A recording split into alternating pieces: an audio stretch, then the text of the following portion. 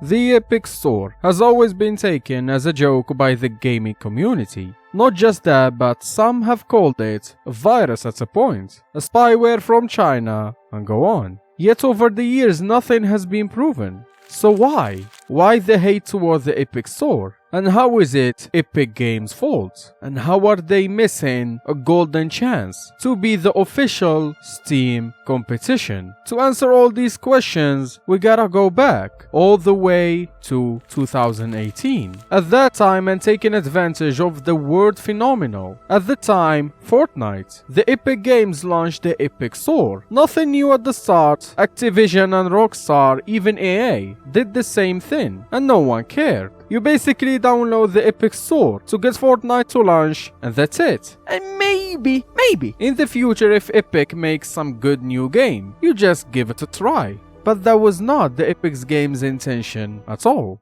So while Steam takes 30% of the game's income, Epic Games said to the game developers, listen, I'm only gonna take 12%. And as you see, my store is new, so you have a bigger chance to have a successful game. And indeed, a lot of developers decided to give it a try. Yet the result was horrendous failure. Games weren't sold, and most of even big games that were launched on Epic failed miserably. Yet after a while, most of developers did upload their game to Steam as well. So Epic Store was going back to being just a Fortnite launcher. But Epic wasn't done yet. Here starts the free game strategy. Going by the example, if you can't convince them, bribe them. And so for every week, Epic started giving a free game to keep. From indie game to even a AAA game. For God's sake, they even gave GTA 5 for free at a point. A move that could have been the push they needed.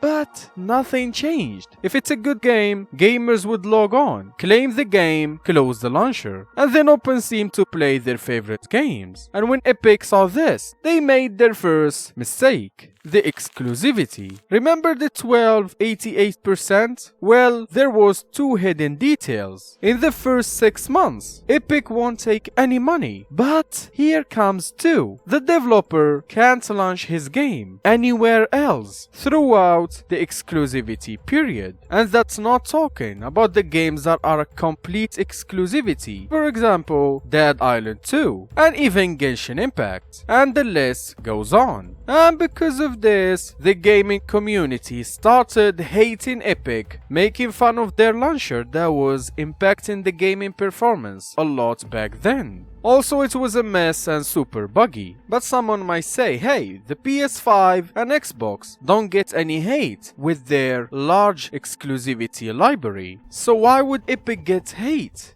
Since the early 2000s, it was always you either a PS fan, an Xbox fan, or a PC fan. By saying a PC fan, you mean a Steam fan. So when you make a new launcher in the PC community and making game exclusive in it, that was kind of a new thing. And people hate changes. So it rubs the gamers the really wrong way. And just like that, even throughout the years where the Epic launcher improved a lot. And for me, I'm finding the new Steam always opening the store when opening a game super irritating. So the question remains, why? Why is Epic burning all the Fortnite dying money instead of making profit throughout all these years? It all comes, to my opinion, to their launcher itself. You open a game page, you see a bunch of sites that no one cares about their opinions at all. Everyone cares about one thing and one thing only: the users' reviews. The one thing missing from the Epic Store. How is it still missing almost 6 years after the launcher starts? And this one thing is actually impacting the Epic Store the most. You can even see it in the last mystery game. People are visiting Steam to check if the free game they're getting from the Epic Store is good or no by seeing the users' reviews on your competitor.